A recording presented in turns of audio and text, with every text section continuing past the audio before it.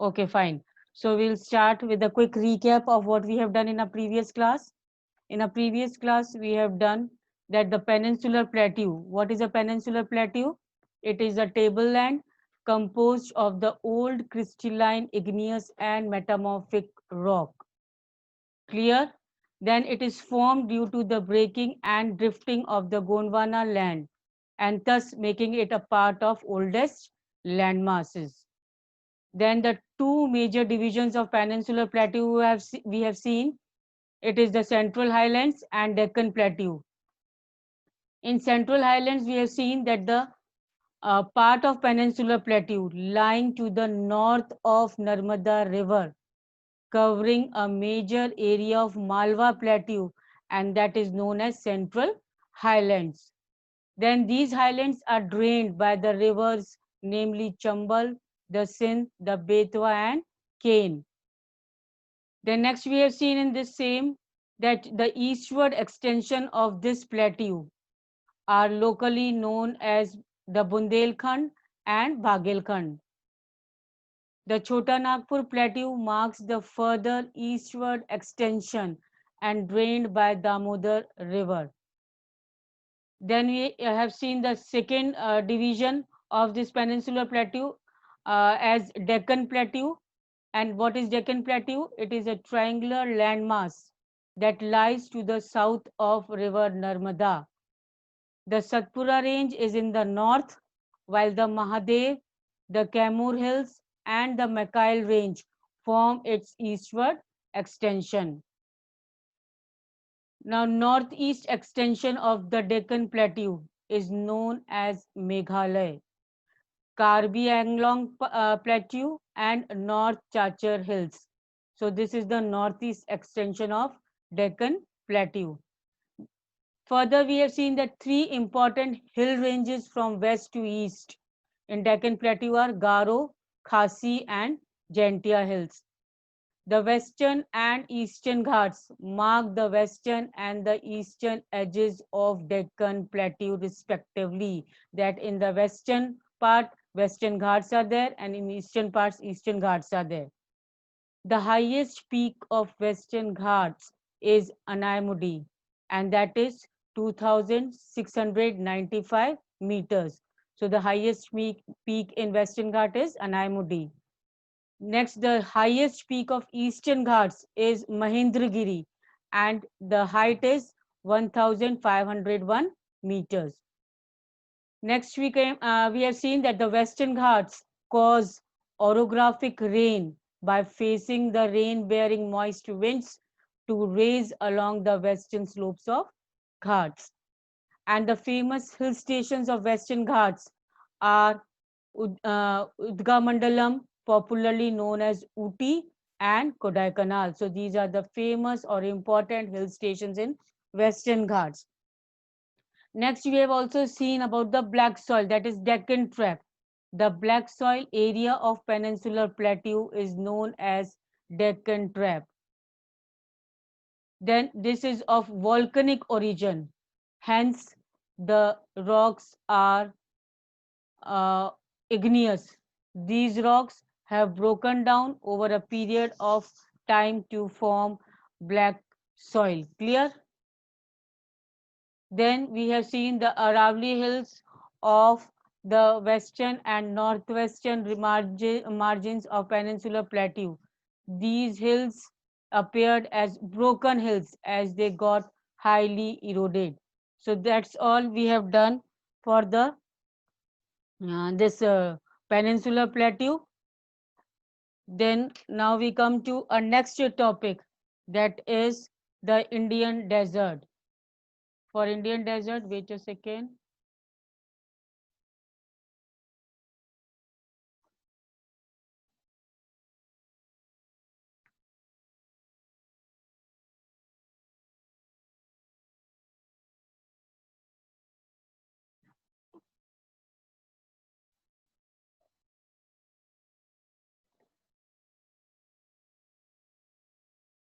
Wait a second. Let me open my book.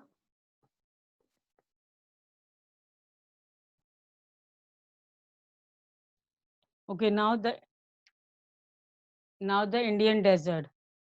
The Indian desert lies towards the western margins of Aravalli Hills.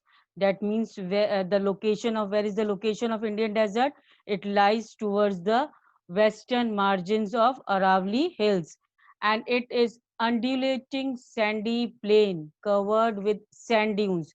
So it is a undulating means having smooth texture of sandy plain covering with sand dunes. Now what are sand dunes? Sand dunes are hills of sand that are made by winds as they blow across deserts. So that is called as sand dunes. So this region receives very low rainfall, below 150 millimeters per year.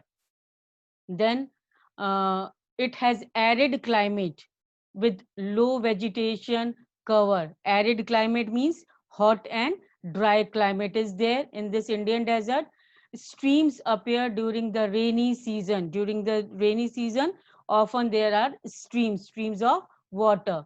Soon after they disappear into the sand as they do not have enough water to reach the sea. So these streams often on are visible, but they are not visible. They disappear into the sand as they do not have enough water to reach the sea. That is why sometimes they are we can see these streams in the Indian desert, sometimes no.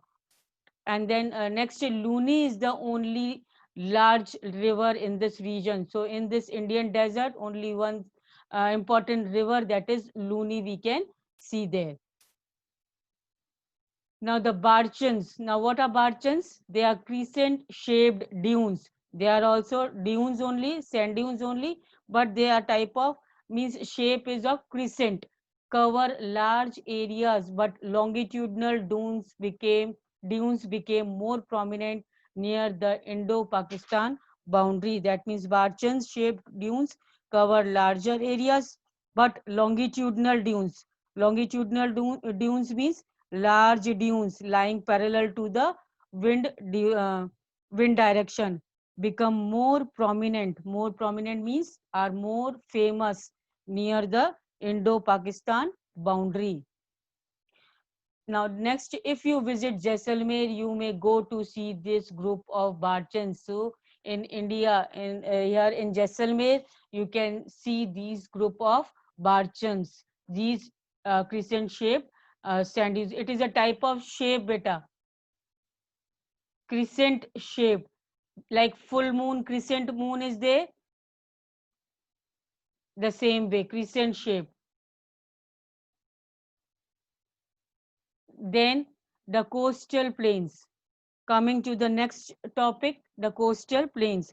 Now, the peninsular plateau is flanked by stretch of narrow coastal strips running along the Arabian Sea and west on the west and Bay of Bengal in the east. So, the peninsular plateau is bounded. Flanked means bounded by the stretch of narrow coastal strips. They are the coastal means these strips are found in the coastal. Now what is coastal? Coastal plains is the flat low-lying land. Coastal plains are the flat low-lying land next to or adjoining the sea. So these peninsular plateau is flanked, is bounded by the stretch of narrow coastal strips. So flat low-lying land next to the sea. These are in the form of strips, thin layers running along the Arabian Sea and on the west and Bay of Bengal on the east. The western coast sandwiched between the Western Ghats and Arabian Sea is a narrow plain. So now what is western coast?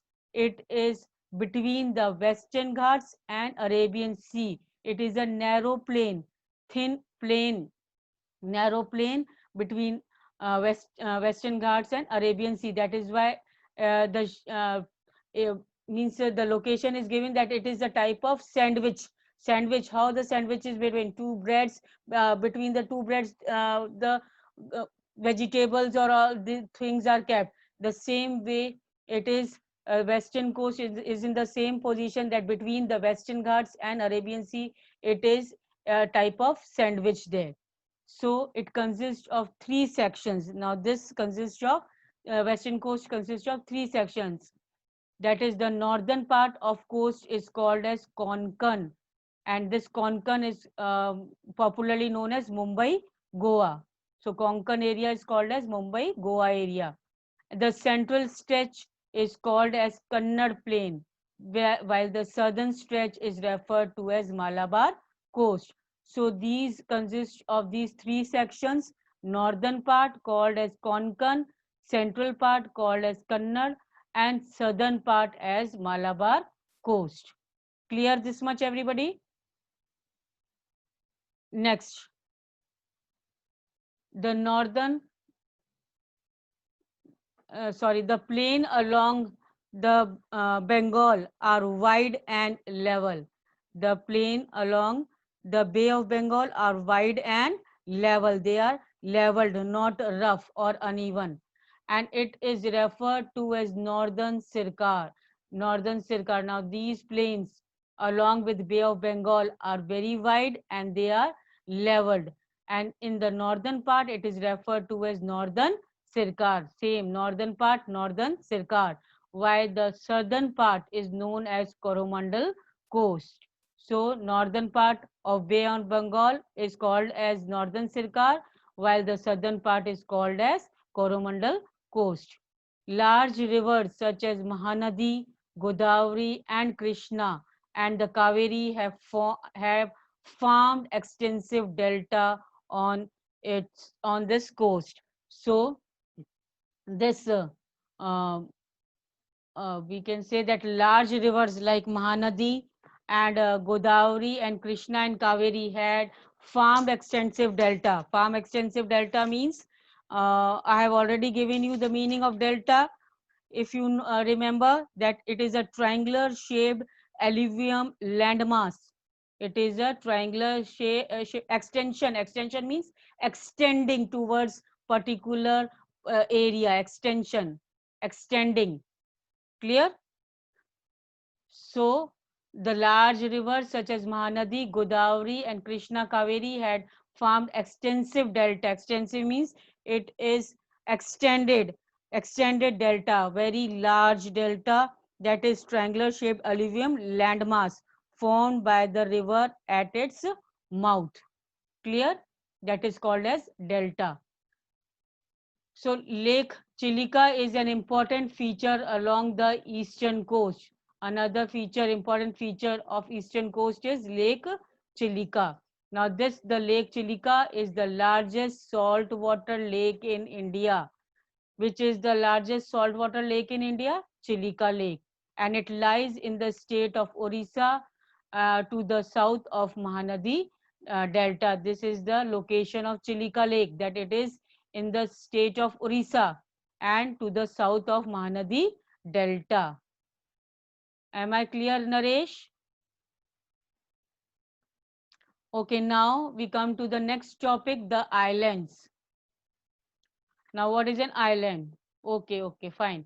Now, you have already seen that has a vast mainland.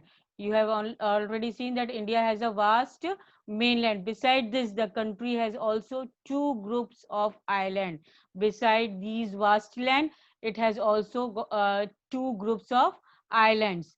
Now, this Lakshadweep island group lying close to Malabar coast of Kerala. So, first group of island is of Lakshadweep Islands, and that is lying close to Malabar coast of Kerala. And this group of island is composed of small coral islands. This Lakshadweep Island is uh, consists of small coral islands. Now, what is coral? It is a tropical island. Coral island means tropical island built of organic material built of organic material derived from skeletons of corals. And in more detail, it is given in the next page. What do you mean by corals? We'll come to that. So, this group of island is composed of small coral islands. That is, tropical islands built of organic material derived from skeletons of corals. Earlier, they were known as Lakshadweep. So these Lakshadweep islands were earlier known by the name as Lakshadweep, Minicoy, and Amandeep. Clear? These were the names given earlier to the Lakshadweep islands. In 1973, these were in 1973 these were, wait a second, these were named as Lakshadweep. So from 1973 it was called as Lakshadweep. So it covers a small area of 32 square kilometer. So this Lakshadweep islands covers small area of 32 square kilometers, and Kavaratti island is the administrative headquarter of Lakshadweep. So which is the administrative, from where the all the administrative part goes on in the Lakshadweep island, is the Kavaratti island. Clear? Now this island group has great diversity of flora and fauna. So this island group, this Lakshadweep island group, has great diversity of flora and fauna, means has great variety of plant life and animal life. The next, the Piti Island. The Pitli Island, which is uninhabited, has a bird sanctuary. Now, Pitli Island is uninhabited. Uninhabited means unpopulated, and it has a bird sanctuary. So, which island has a bird sanctuary and is uninhabited or unpopulated? It is Pitli Island. Clear? Now, I told you earlier that we will learn more about corals in the next page. So here it is a paragraph on corals. Coral polypus are short-lived microscopic organisms which live in colonies. So what are coral? Coral polypus are the short-lived microscopic organisms that can be seen only through microscope, and they live in colonies. They flourish in shallow, mud-free and warm waters. So where they flourish? They flourish in shallow, means not too deep, mud-free, which is free from mud, and warm waters. They secrete hard rock-like substance. So they secrete a substance which is a type of hard rock. The coral secretion and their skeletons form coral deposits in the form of reefs. So these secretion from the coral polypus and their skeletons form coral deposits. So they are deposited and it form in the form of reefs. And what are reefs? They are mainly of three kinds: barrier reef, fringing reef, and atolls. So these are the three types of reefs which are the secretion of coral polyps. Clear? Then the Great Barrier Reef of Australia is a good example of first kind of coral reefs. So what is the most good example of coral reef? That is Great Barrier Reef.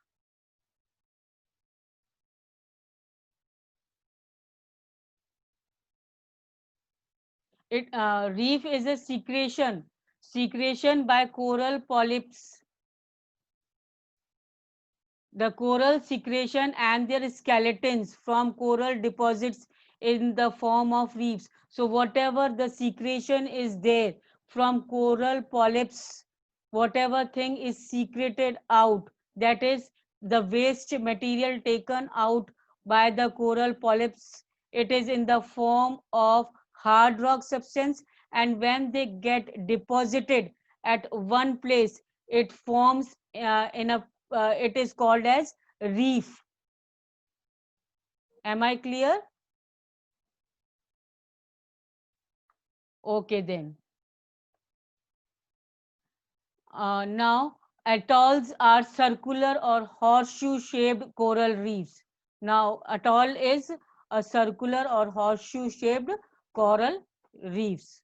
Clear? This is also a type of coral reefs formation. The deposition means forms through the secretion, the waste material of the corals.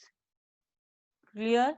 Now you see the elongated chain of islands located in Bay of Bengal, extending from the north to south. Now, elongated chain of islands located in the Bay of Bengal.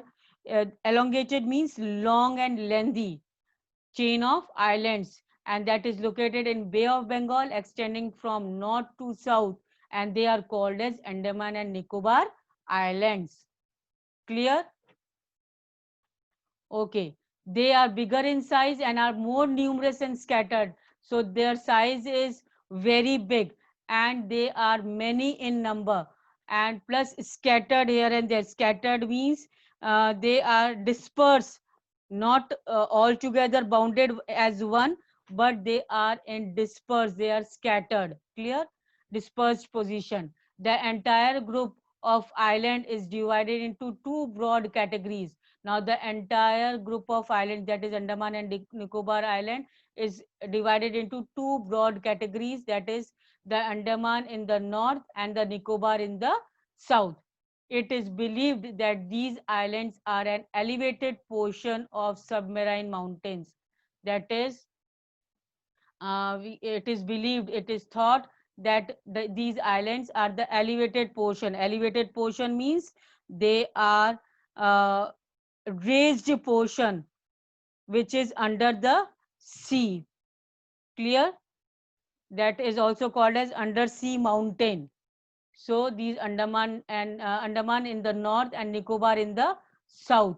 It is believed that the islands are elevated portion. It is little raised portion of submarine mountains. Submarine mountains means the mountains which are under the sea. They are little bit raised portion, and that forms the Andaman and Nicobar. These island group are of great strategic importance of the country. That means they are of great importance, they vital importance for the country. There is great diversity of flora and fauna also. There is a great diversity of flora and fauna also. Different types of plant and animal life is also present here. Now, in this group of islands too, these islands lie close to equator and experience equatorial climate and has thick forest cover. So this Andaman and Nicobar Islands have thick forest cover, and they experience the equatorial climate, that is mild winds, hot, wet, humid climate. Clear? Now, before I continue the last paragraph, please once again type present in the chat box. But don't leave the class till I end. So, India's only active volcano is found on barren islands in Andaman and Nicobar group of islands. That means the only active volcano which is now also present in India is found in barren islands. And barren islands are where? They are in Andaman and Nicobar. Now, the detailed account of different physiographic units highlights the unique feature of each region. Now, each region has its own unique feature, that is landform. Physiographic units means each landform into distinct regions have its own feature. It would, however, be clear that each region complements the other and makes the country richer in its natural resource.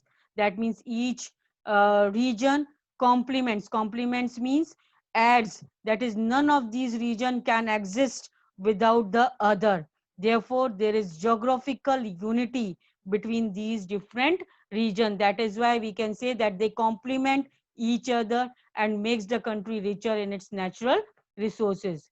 The mountains are the major sources of water. Forest wealth, as we see that mountains are rich in water and forest wealth. The northern plains are the granaries of the country. Granaries means storehouse for keeping the grains. They are the storehouse of the grains.